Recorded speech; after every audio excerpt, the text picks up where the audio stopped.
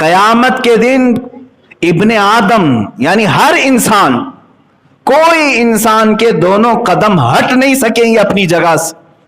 جو محشر کا میدان ہوگا، میرے آقا صلی اللہ علیہ وسلم فرماتے ہیں لا تزول قدم ابن آدم، پورے انسانوں میں سے کسی انسان کے دونوں قدم ہٹیں گے نہیں اس وقت تک، حتی یسأل عن خمس، جب تک کہ اس سے 5 چیزوں کا سوال نہ ہو جائے، جب تک کہ اس سے 5 چیزوں کے بارے میں پوچھ نہ لیا جائے.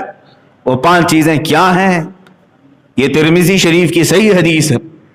اللہ کے نبی صلی اللہ تعالی علیہ وسلم فرماتے ہیں عن عمرہ فیما افناہ، سب سے پہلا سوال یہ ہوگا کہ اللہ نے جو تجھے پوری عمر دی تو نے کہاں کہاں گزاری، پورا حساب دے دے. وعن شبابہ فیما ابلاہ، دوسرا سوال، حالانکہ عمر میں یہ ساری چیزیں آ گئی تھی لیکن پھر خاص ایک سوال یہ کرے گا رب تعالی فی ان شبابہ، تیری جوانی کے بارے میں پوچھا جائے گا. ہر ایک کی جوانی کے متعلق پوچھا جائے گا کہ تو نے یہ کہاں کہاں گزاری. اور تیسرا سوال وعن مالہ من این اکتسبہ، اور اس کے مال کے بارے میں پوچھا جائے گا کہ کہاں سے حاصل کیا تھا. وفیما انفقہ، اور کہاں خرچ کیا، یہ چوتھا. اور وفیما، اور سوال ہوگا وفیما عمل من علم، او کما قال النبی صلی اللہ علیہ وسلم، جتنا اس نے علم حاصل کیا اس پر کتنا عمل کیا تھا.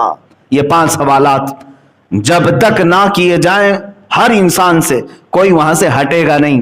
سب سے پہلا سوال عمر کے متعلق ہی ہے.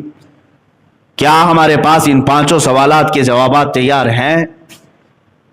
نوجوانوں تم بتاؤ کہ جوانی کے متعلق جب سوال ہوگا تو بزرگان دین جو اس کی تشریح فرماتے ہیں دوسرے سوال پر انسانیت اٹک کر رہ جائے گی، یہاں تک کہ یہ دوسرا سوال ہے نا وعن شبابہ فیما ابلاہ، اور جوانی کے متعلق پوچھا جائے گا کہ کہاں کہاں گزارا، بتا دے.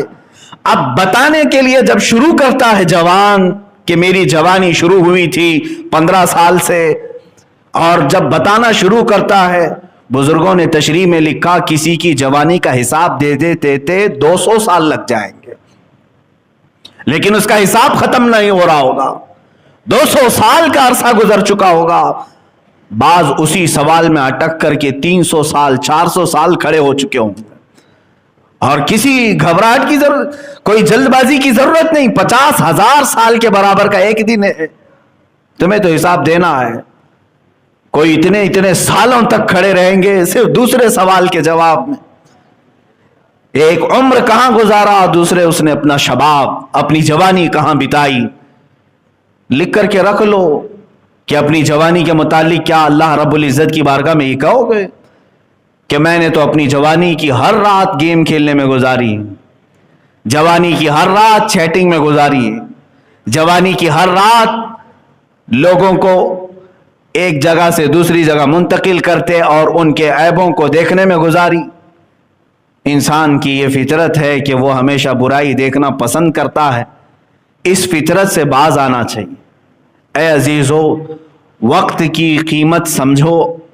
اور نوجوانوں سے میں کہوں گا اب تمہارے لیے حالات اس قدر تیزی سے بدلے جائیں گے کہ صرف اور صرف آپ کے پاس ابھی 5 سے 10 سال کے عرصے میں اتنی زبردست چینجنگ دیکھنے کو ملے گی جو پچھلے 100 سالوں میں آپ نے نہیں دیکھا ہوگا.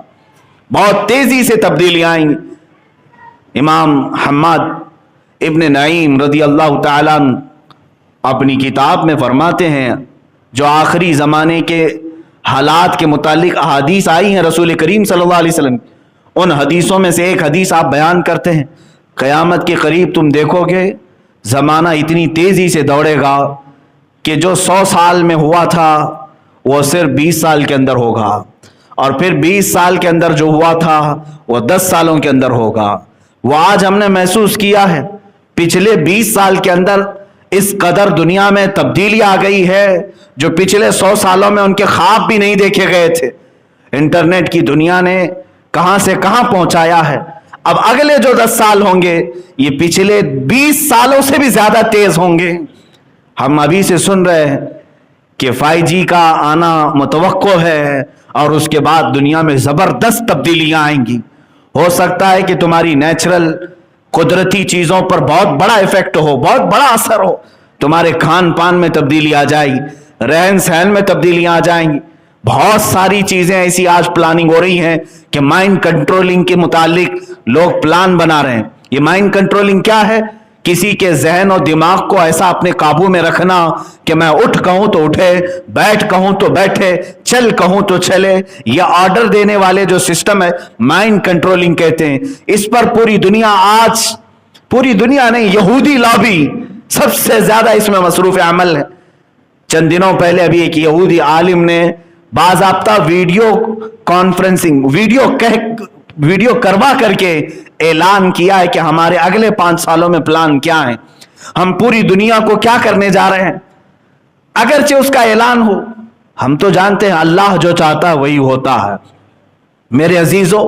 لیکن دنیا کو ڈسٹرائے کرنے کے لیے لوگ اور پوری انسانیت کے قاتل یہ یہودی لابی جو پلان بنا رہے ہیں, کیا ہم اس کے متعلق تیار ہیں؟ یہاں تو جوانوں کو دیکھ کر کے افسوس ہوتا ہے, بہت افسوس ہوتا ہے. اللہ تبارک و تعالیٰ نے تمہیں فضول نہیں پیدا کیا, عبث نہیں پیدا کیا. آج ہماری جوانی کو دیکھ کر کوئی مدد کے لیے بھی پکارنا نہیں چاہتا ہمیں. یہ خود اپنے آپ کو دھوکہ دیا ہوا آدمی ہے, دوسروں کی کیا مدد کر سکے گا.